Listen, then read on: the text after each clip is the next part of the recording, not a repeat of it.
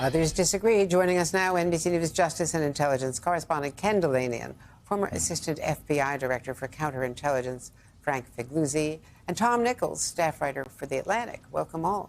So, Ken, first to you, why the choice of Kash Patel? Why is it causing a furor, among other things? I mean, I think you can quote what Bill Barr said about him as Attorney General when he was supposed to be appointed as a deputy to the FBI. I'm very familiar with what happened at CIA when Gina Haspel was supposed to accept him as her deputy the first Trump time around, and she threatened to quit. That's right. Bill Barr said, "Over my dead body would that happen." And look, I think there are two basic issues with Kash Patel. One is an issue of qualifications. After law school, he spent many years as a public defender. He spent 3 years at the Justice Department in the National Security Division. That's the extent of his legal experience. And he had a few jobs in the Trump administration. Nothing remotely that would qualify him to lead such a significant department with 10,000 FBI agents, a huge national security job. And then there's the question of his worldview, his loyalty to Donald Trump, and the things he said about the department that he would lead. He's, without evidence, accused it of being corrupt and motivated by politics and run by a mysterious deep state. And what the concerns I'm hearing are that he would essentially be a lackey and eliminate whatever independence there would be from Donald Trump at the FBI. And Frank Figliuzzi, Republican Senator Mike Rounds expressed support for current FBI Director Chris Wray on ABC this week, just on Sunday, which is a suggestion that that's not an open job that Frank Patel has been named for. Let's watch. And I think the president picked a very good man to be the director of the FBI when he did that in his first term. When we meet with him behind closed doors, I've had no objections to the way that he's handled himself. And so I don't have any complaints about the way that he's done his job.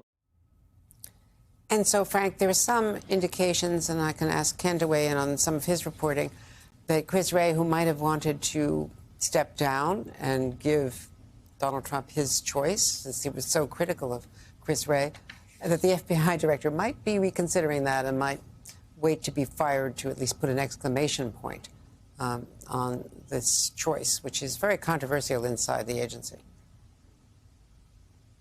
Yeah, if I were to advise Chris Wray, and I'm not, I would advise him to hang in there and make Trump fire him, make Trump break yet another norm, because as you let in with, the FBI directors are always in 10-year terms for the very reason of avoiding the politicizing of the FBI. So we hear endlessly about this perceived politicization of the FBI, and yet Donald Trump will become will become the first president to fire 2 FBI directors while president, and that is the ultimate politicizing. And now naming Kash Patel is where we're headed again with politicizing the FBI. It's not the remarkable lack of qualifications that concern me the most about Kash Patel.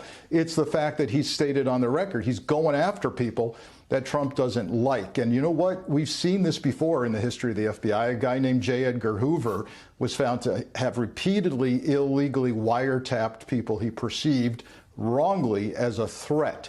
And I hope we're not headed there again.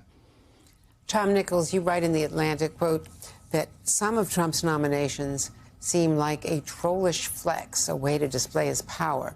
If Trump's goal is to break the FBI and undermine its missions, Kash Patel is the perfect nominee. Explain. Well, a lot of these nominations are almost like Trump is putting people out there and then daring anybody to stop him.